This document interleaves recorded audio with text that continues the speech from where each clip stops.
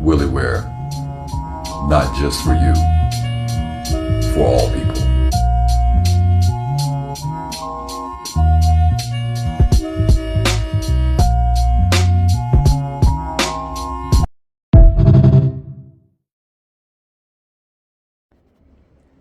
Yo, peace.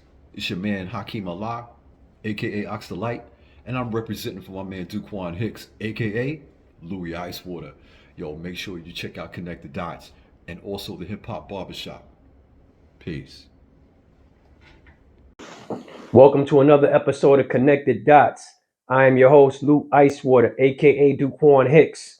And like I said, we always give you what you need. You know what I'm saying? On this Connected Dots, follow the logo, follow me on my YouTube page. I want to thank all the subscribers that checked in. I want to thank all the new subscribers. Welcome to the page. This is how we do every week. All right. So, first of all, I want to say rest in peace to Jesse Jackson. And the reason why I want to say rest in peace to Jesse Jackson, because when I was coming up, growing up as a child, he was one of the first black men that really had me looking at politics in a different way. He always wanted to be the president. He was well known. He was one of them black guys, them black leaders that we listened to, we followed. He always had these big words. People, comedians used to have jokes about him, but Jesse stood for certain things. And I know some people feel different about him, but this ain't about how y'all feel. It's about how I feel. This is why this is called Connected Dots. So rest in peace to Jesse Jackson, man. He meant a lot to the Black American society. He meant a lot to me as well. So before you downgrade Jesse Jackson, yo, man, do your homework. Really do your homework. All right. So rest in peace to Jesse Jackson, man, for real. Also, rest in peace to Oliver Power Grant, Wu-Tang Clan co-founder. He started, you know what I'm saying, the Wu Apparel, you know what I'm saying, at the Wu-Tang shop, you know what I'm saying, Wu Wear. He was one of those guys. He was well known, he was well respected. And I want to say he was 52 years old when he died, man. We still don't know his death, but yo, rest in peace to Power. You know what I'm saying? Power. Oliver Power Grant, co-founder of Wu Wear and co-founder of the Wu-Tang Clan. Now, if I'm saying it wrong or if I'm messing up what he's saying, yo, hit me in the comments, man, because I try to do the best as I can with the resources that I have, but we are connecting the dots. That's why if I do mess up, you're supposed to help me connect the dots. That's what we do. All right. So first, man, I want to talk to you about something that bugged me out. Let me show you something. Let me show you this for a minute. All right. Do you see what this is? This is a license plate frame. Now, I don't know in your state, but in the state of North Carolina and all these southern states, if you have this and any part of this is blocking any of the words like the state of North Carolina or, first in flight or any type of word or number or numbers, the police can pull you over. And the reason why I'm talking about this, because I got pulled over. My tag was everything was right, but because one letter or one word was blocked, they can pull you over, run your tag. And to me, I think that's an injustice. Somebody in Florida went to jail over something like this. He had spent the night in jail over something like this. So if you get a license plate frame, make sure that it's really thin so it doesn't block no letters, especially if you in the South region, because them Southern cops, they don't play. They looking for us so they can take us down.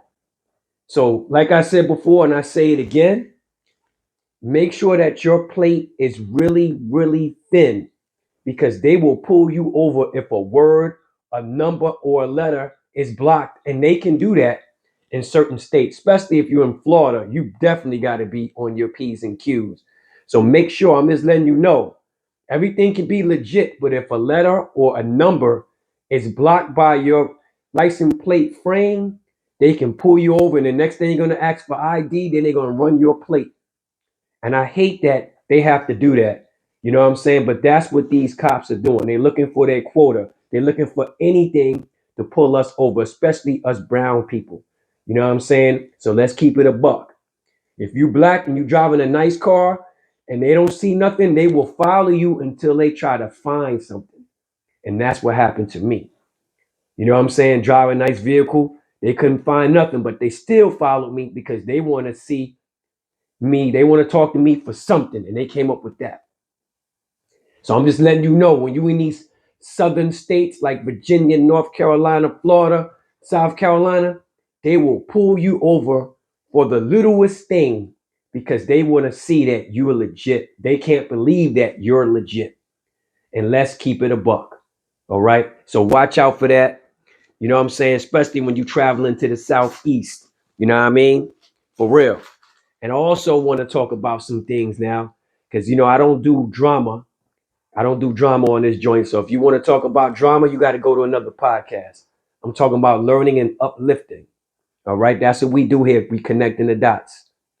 So I'm going to talk about this Young Berg, you know what I'm saying, situation. Young Berg and Shannon Sharp.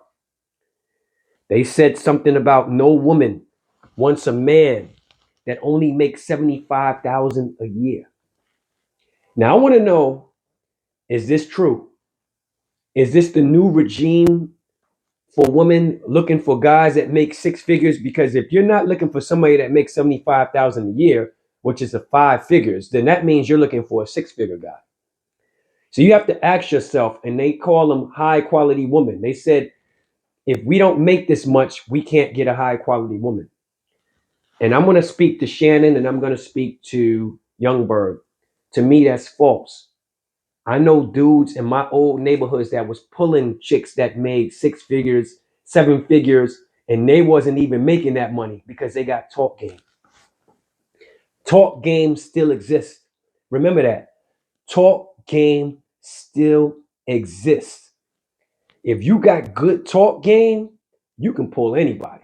You could be a bum on the street making $300, $200 a week and still pull the finest high quality woman because it's all about how you present yourself. Your talk game can be real strong. Sometimes it's not about the money. It's about that person might spend money on you because she like how you move, how you groove. So let's stop talking about materialistic items and stop talking about the dollar signs. And let's talk about how people really move. Money motivates people, yes, but that doesn't mean that you're going to be in it forever. Look at all these high price athletes and high price rap stars and high price stars in general. They're not even happy and they're getting divorces left and right. So you think money will solve some issues, but it won't solve the main issue. So let's get that straight. You can look for a certain type dude or a certain type chick. That don't mean everything is going to go away. You're just going to have more problems and more headaches. It's about the person you with, how you move, how you vibe. You know what I'm saying? Are you on the same accord? Stop taking the little guy or the little woman or the little girls for granted.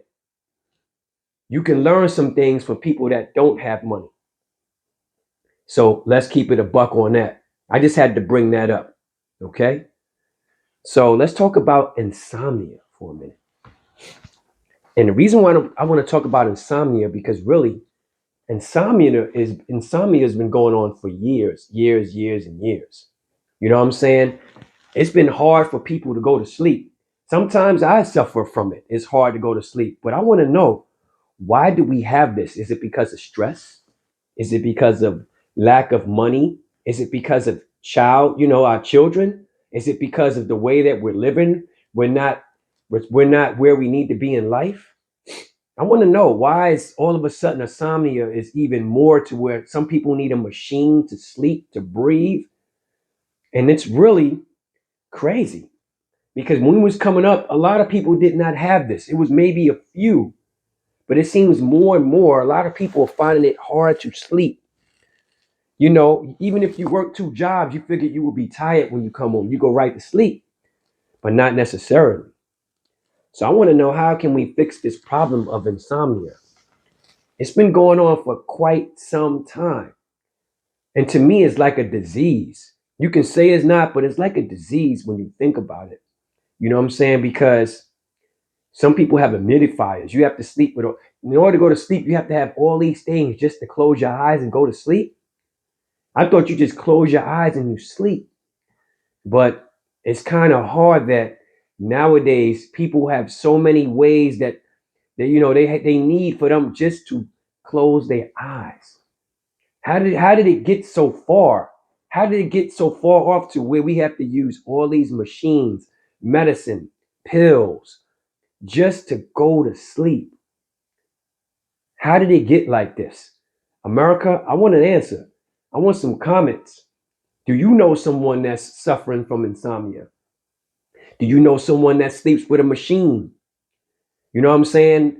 Why is it so hard to go to sleep at night? But we can take naps and fall asleep easily in the daytime.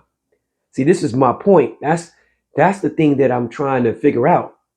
Because we take naps in the daytime, especially me, when you like 95 like I am, I'm 95 years old. You know what I mean? It's easy to take a nap, but it's not easy to go to sleep at night. And I want to know, what is the cause of that? America, if you have something about it, or someone, if you even have your own issues with it, please comment. I would like to know, because this is something that's really puzzling the more and more I think about it. You know what I'm saying? And speaking of puzzling, there's too many black shootings happening on these black campuses, man. We got to stop with this, man. It's getting more and more outrageous. South Carolina State, I'm talking to you. You've had 2 shootings in the past 4 months. And the reason why I talk about South Carolina State, because I know a lot of people that used to go to South Carolina State, including my brother. And I never seen it to where, this is happening a lot more. Where's the college campus police? Where are the police in general? I know Orangeburg is in a rural part of South Carolina, true indeed. But when you got people paying all this money to go to college and they can't even get their studies done and their work done because stuff is going on, what are we really paying for? What are we really paying for if we keep having stuff like this happening on our campuses, let alone any campus, college campus in general? But I'm talking about our campuses today. We have to stop this black on black crime on campus. Really, black on black crime, period. If we want to be universal about it.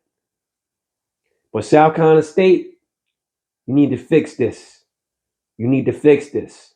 This is not good. Especially what happened is not good, man. 2 dead, 1 injured, and y'all did not find out who did it. Come on. This has to be, I'm talking about this because this has to stop. This has to stop, especially at these black campuses. It has to stop. You know what I mean? It's crazy, And I want to talk about something that's even more crazier than what people might think. Tourette syndrome. Now, for me, I'm 50-50 on this. I know everybody's talking about what happened with Delroy and Michael B. Jordan. This guy had a slur and he blames it on Tourette syndrome. Okay. This is my take on this. You know what I mean? My take on this is that he still should be punished, regardless of what he has or not. Because if it was a regular guy that did that outburst, he would have been locked up, banned, or whatever. And just because you have a symptom does not mean that you cannot be punished. He should be punished too, because you were thinking it.